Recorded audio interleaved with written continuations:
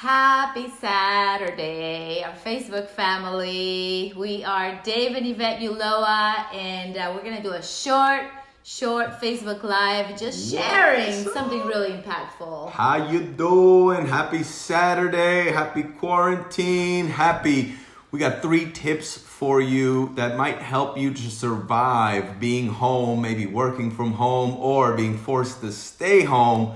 A couple of tips we've learned over the years of how to survive spending so much time together when you're home. We are getting lots of messages from couples saying, we are being forced to work from home. We used to go to our jobs and we're here. Now we got the kids and we got our regular duties as parents, but we got, everything is crazy, the news, everything. And so can you guys share some tips so that we can keep the peace while seeing each other 24/7. Hi, right. Sherry. Oh, she's loving the spiritual gangster. Oh, thank you. Spiritual gangster. Right. Thank you, Sherry. Now more than ever. What's up, Gina? My threat as a spiritual gangster. You better watch out. Hey, Sherry, you can call me Fave. I am the Fave. I'm her Fave. Hey. Yes, and as a spiritual gangster, you better watch out. I'm going to give you a hug. Someone say happy modelo. Happy modelo. That's awesome. Virus. Yes, Marisa, hello. Love you too. Very so cool. We wanted to give you guys some quick tips. If you're working from home, if you have your kids at home, perhaps you and your spouse are fighting each other face to face going, whoa, I've never seen you that many hours a day. Yeah, What's need a little time out. Name? And we have been working from home for 15 years, so we have figured out a thing or two. And we haven't killed each other yet. And we haven't killed each other. And happy Saturday, Patrika. What's up, Chris? And Chris Myers, Transition Gangsta. What's up, brother? So the very first tip, write them down, share it with other couples. Hello, Les from Singapore.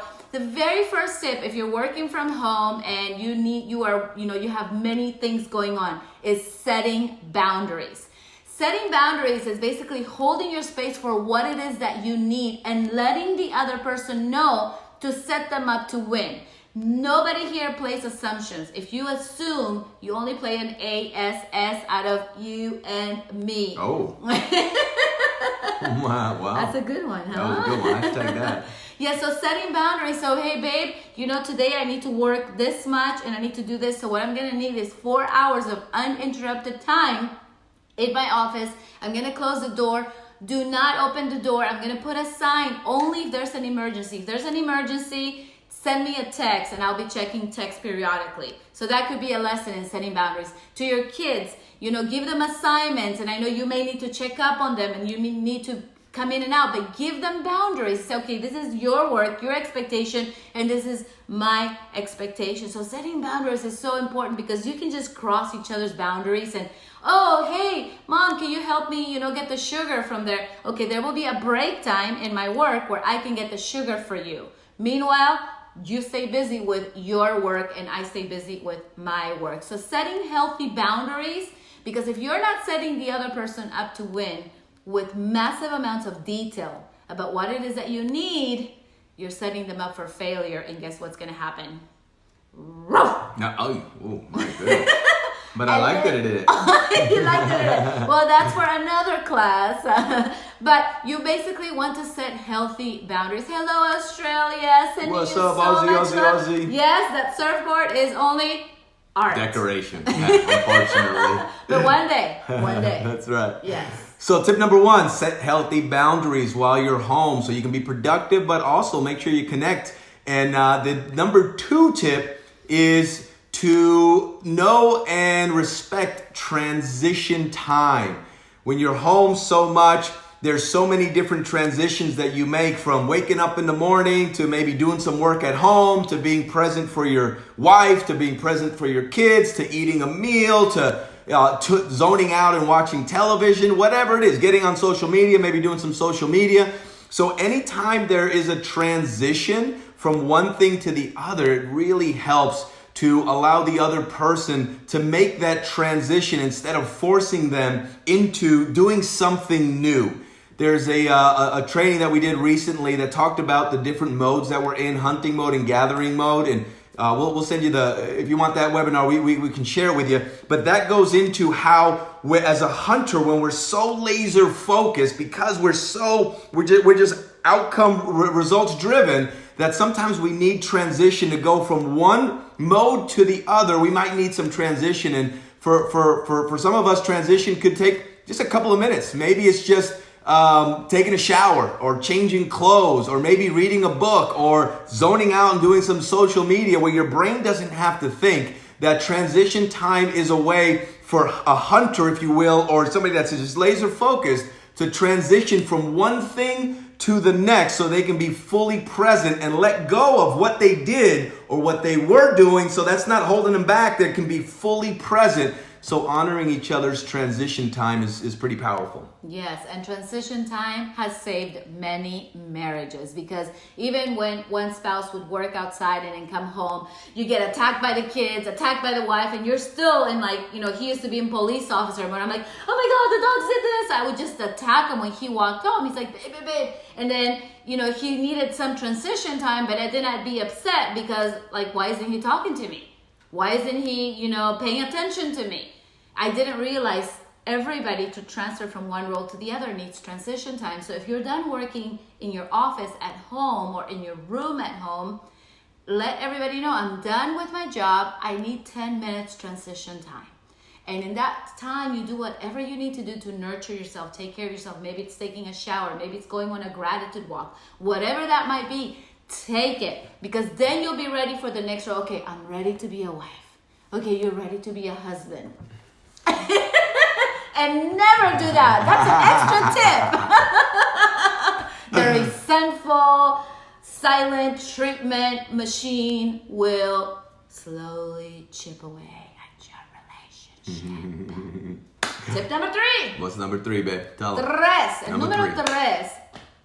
It's having an attitude of gratitude.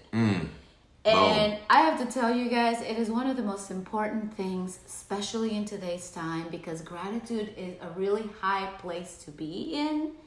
Anger is a really low place to be in. I'm not saying don't feel those emotions, but being able to feel the gratitude and be in a place of gratitude, even through the midst of the chaos, will help you make better decisions, will help you lead your children in a different way, will help you think of creative ways to make additional money, or maybe healing a fight or something that happened with your kids or your spouse.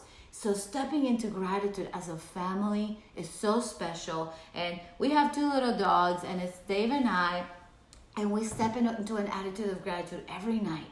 Every night after we pray, we say some things that we're grateful for. I am so grateful that you're here with me, that even though there's all kinds of stuff out there, I know that I can count on you to be my partner for life. And so being able to say that to your children, being able to say that to your partner before going to sleep, no matter what happened through the day, you are able to end your day on a high note. That's right. And with in the midst of all the craziness and the chaos that's going on in the outside world, many families are spending more time than they ever have at home. And that definitely brings a dynamic that maybe they weren't used to. As much as you love your partner and your family and your kids, being together for a long period of time can create some additional stress. And being grateful for what you have or what's to come or who's with you. Because the news, as you guys know, listening to the radio and the news and everything that's going on, it can easily drop your frequency to fear and doubt and scarcity. And if you're in fear and doubt and scarcity, the people around you are going to feel that they're going to be there in fear and doubt and scarcity as well. And so how great would it be when you wake up in the morning to be grateful to God that you woke up in the morning, to be grateful that you have your family and your kids, and to be grateful that it's a new day. Be grateful, and then going to bed at night and being grateful. And the more you're grateful, the more you open yourself up to receive, and the more people around you will be grateful too. So this is a great time to take inventory on what are you grateful for. Hi, Jocelyn. What could you be grateful for right now? Can you be grateful for the spiritual gangster? Better watch out, might give you a hug. Well, to comment below, what are you grateful for right now in this moment There's so many things to be grateful for, and sometimes we just need to bring attention to it, and it can completely shift the course of our day. Yes, and if this was of value to you, would you share it? Would you share it with somebody that might be going through hard times? Maybe a couple that just got started, with working from home and dealing with the kids and all this stuff. Because if we can help and put a positive domino effect, we will be able to move through this a lot faster. And then we also have a surprise for you. If you want to understand relationships better, if you want to understand the ghost hug. Ghost hug, I like that. I like that. It's perfect for the virus right now. We give you guys a ghost hug. Yeah. But if you want to understand relationships better and get more of this information, we actually created the most amazing webinar. We've had so many gratitude texts and messages come to us saying, wow, after being married for 23 years, I finally understand why he does that, or I finally get it why she needs that. And so we created an amazing webinar, and it's our gift to you guys for free. So either comment below that you want the webinar or message us. We will be happy to share with a lot of love. Thank you guys so much. Happy Saturday. Enjoy the rest of your Saturday wherever you are around the world. We love you, appreciate you, and let us know if you want that 90 minutes of just goodness on how to take your relationship from good to great. Love you guys. Thank you so much. We'll see you on a beach somewhere Ciao. after this is over. Ciao. Love you guys. Ciao.